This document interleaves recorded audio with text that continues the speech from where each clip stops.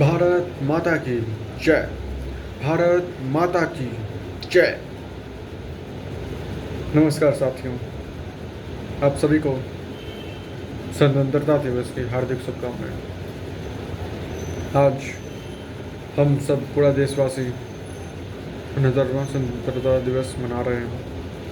हम सब के लिए खुशी का दिन है। आज ही के दिन हमारा देश आज़ाद हुआ था। सालों की गुलामियों के बाद हमारे वीरों ने हमें यह आज़ादी दिलाई।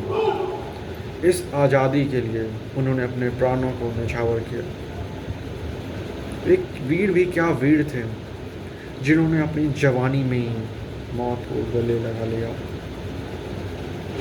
काफ़ी इंस्पिरेशनल पर्सन्स थे वे। उनके लिए देश हित में प्राणों से भी बढ़कर था। और उनकी इसी भावनाओं को हम सभी को निभाना है। हम सभी को अपने देश के साथ रहना है, देश के लिए कुछ करना है। कैसे कर सकते हैं?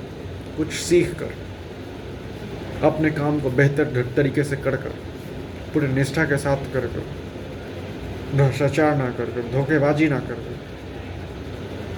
ये सभी कुछ नैतिक मूल्य हैं जिन्हें अपने रोजमर्रा के जीवन में अपना कर अपने राष्ट्र के लिए कुछ कर सकते हैं।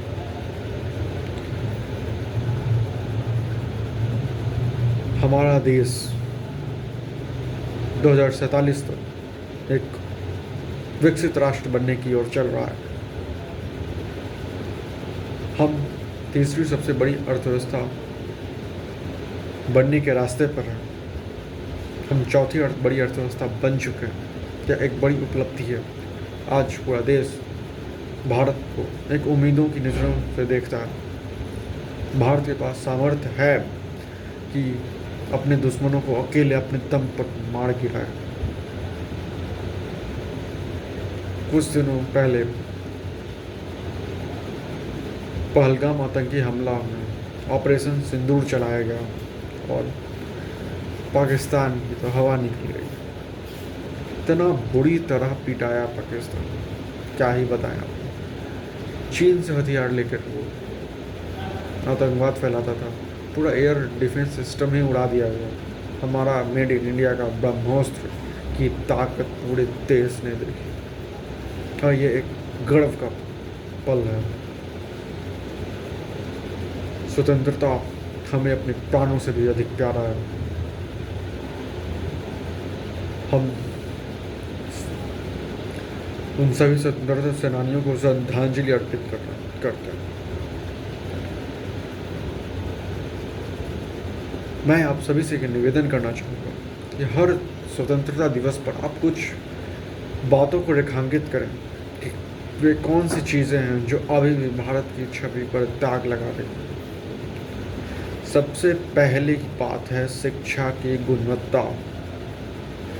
हम अपने करंट करिकुलम में टेक्निकल स्किल्स को क्यों नहीं ऐड करते? हमें यह चाहिए कि ज़्यादा से ज़्यादा इंडस्ट्रियल डिमांडेड स्किल्स सिखाई जाएं, क्योंकि हम दुनिया के सबसे बड़े आबादी वाले देश तो बन ही चुके हैं। हमारे पास काफ़ी बड़ी युवा आबादी है जिन्हें रोजगार चाहिए। रोजगार कैसे देंगे? क्या डिग्री प्रदान करके रोजगार दिया जा सकता है? हम सभी जानते हैं कि बच्चे से ही हम सभी को या तो इंजीनियर बनो या तो डॉक्टर बनो, से पूरा प्रेशर दिया जाता है। कई लोग फ्री नहीं होते अपने इंटरेस्ट को परस्यू करने के। और बाद में होता क्या, हमारे देश के पास इंजीनियर्स तो काफ़ी हैं लेकिन उनके पास स्किल्स नहीं है, अर्थात हाईली स्किल्ड इंजीनियरों की कमी है। बेटे की डिग्रियां तो मिल जाती हैं लेकिन स्किल्स नहीं मिलती। कंपनियां एआई से काम करवा रही हैं और ये युवा आबादी क्या कर रहे हैं? उनकी स्टैंडर्ड्स गिर रहे हैं। छोटे छोटे सस्ते मुद्दों पर पॉलिटिक्स होती है, भाषा पर पॉलिटिक्स होती है, संविधान बचाव पर पॉलिटिक्स होती है। भाई तुमको मुद्दे नहीं दिखते क्या? ऐसे करोगे तो देश कैसे आगे बढ़ेगा?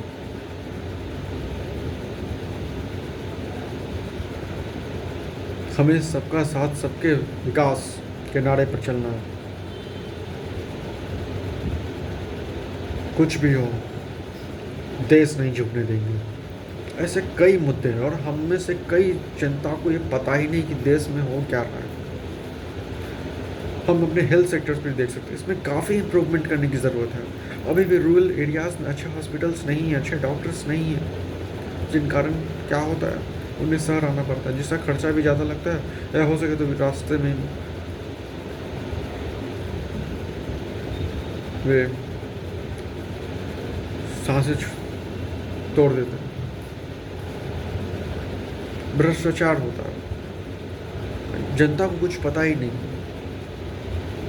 कितना पैसा लगा, कैसे बनाया गया, किसको कॉन्ट्रैक्ट दिया गया था, कैसे टूटा पुल, क्या सच में अच्छी गुणवत्ता का बन रहा है कि नहीं। जब भी चुनाव होते हैं तो नेता अपने वादे के साथ हमारे पास आते हैं और न्यूज़ चैनल वाले क्या दिखाते हैं, पिछले साल फलना नेताजी ने इतने सीटें जीती थी, इस साल ये इतने सीटों के अनुमान लगा रहे हैं, ये जीतेंगे, ये हारेंगे, ये इतना सीट है। यार भाई तुम रटवा रहे हो क्या जनता को कितना सीट है कितना सीट नहीं है? तुम बताते क्यों नहीं हो कि ये जी आए हैं, इन्होंने इतना करोड़ का इन्वेस्टमेंट करवाया था, इतना करोड़ डेवलपमेंट प्रोजेक्ट्स में लगवाए हैं, इन्होंने इतने इतने काम किए, ये काम है उनके, इन्होंने इस 5 सालों में जो किया है, ये इस तारीख को करवाया था, ये इस तारीख का ऐलान किया था। अब ग्राउंड लेवल तक के नेताओं का डाटा क्यों नहीं बताते? आप दो नेताओं को उनके डेवलपमेंट प्रोजेक्ट से कंपेयर क्यों नहीं करते? क्यों लोगों की सपोर्ट से आप कंपेयर करते हो? लोगों को तो पता ही नहीं है ना, वो तो देखते हैं कि भाई इसको ज़्यादा नेता सपोर्ट कर रहा है, मैं भी कर देता हूँ। आप पूरी क्लैरिटी क्यों नहीं दिखाते हो? हम सभी ये देखते हैं कि सांसद पार्लियामेंट जाते हैं और दंगा करते हैं, मारपीट करने लगते हैं, किसी को चोट लग गया, किसी का माथा फूट गया। भाई यही बड़ी लैंग्वेज होगी है संसद की? आप बैठोगे बकवास पर बहस करोगे, समय बर्बाद हो जाएगा, फिर चले आओगे। ऐसे राष्ट्रीय धन खर्चा हो रहा है, खत्म हो रहा है, कोई चीज़ को चिंता नहीं है क्या? हम अच्छे अच्छे नियम क्यों नहीं बनाते वहाँ जाकर? आपको हमने चुना है तो आपकी जिम्मेदारी होती है कि हमारा विकास पर आप पूरा ध्यान दें, तो आप अपने विकास पर देखते हो, भ्रष्टाचार करते हो।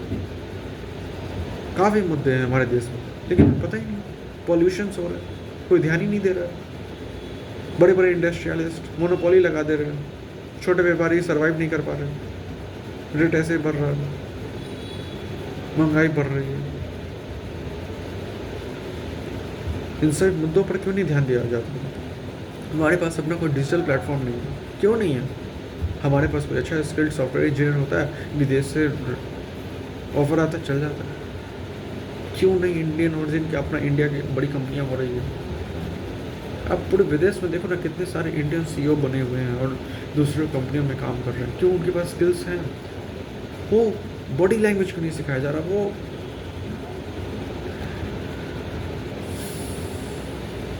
इन सब पर ध्यान देने की ज़रूरत है। मैंने आपसे निवेदन किया है, आप हर स्वतंत्रता दिवस कुछ ऐसे ही बातों को रेखांकित कीजिए। आप सभी को एक बार फिर से हृदय से स्वतंत्रता दिवस की हार्दिक शुभकामनाएं। जय हिंद, जय भारत।